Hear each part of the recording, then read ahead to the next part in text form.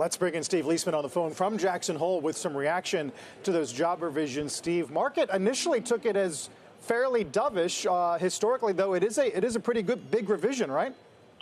Yeah, you got to go back to 2009 to find a bigger downward revision here.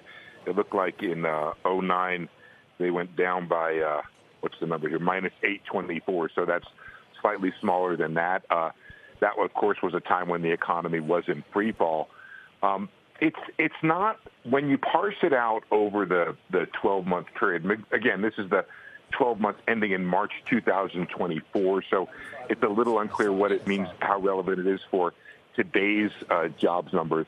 But it comes up to 68,000. So essentially what we were doing, instead of doing 250 average, we were doing, say, 185 to 200,000 in that zone. It depends a little bit, Carl. They'll parse it out over the months in February. This is the total for the year ending March 2024.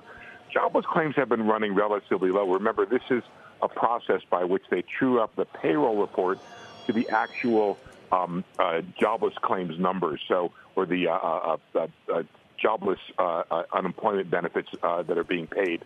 There is a question, Carl, that's interesting from a Goldman Sachs report about how they're counting immigrants here and unauthorized immigrants and whether they should or should not be counted in the payroll. So Goldman Sachs takes a much more benign view of this revision, saying they're throwing people off of payrolls who actually were on the payrolls. I guess that's a debate for another day.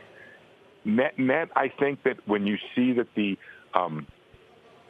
payrolls have been revised down, they were slightly less hot than they were. It's somewhat dovish, but I'm not sure how much signal to take from this. It's a big number. I think it'll be played politically by both sides a little bit, or certainly by the Republican side, suggesting there was more weakness in the jobs market. But still, you ran 200,000 or so over that time period. And you ask yourself the question, was the Fed too hot or was the Fed too tight during that time? Probably not. If these numbers had come out at 200,000, I think the Fed would likely have pursued the same process. Does this mean they should be lower now? I'm not sure they should be much lower. But net, if you ask me, what does 818 downward on the payrolls mean? Argues a bit more for a 25 than a 50, but the contemporary data will be much more influential.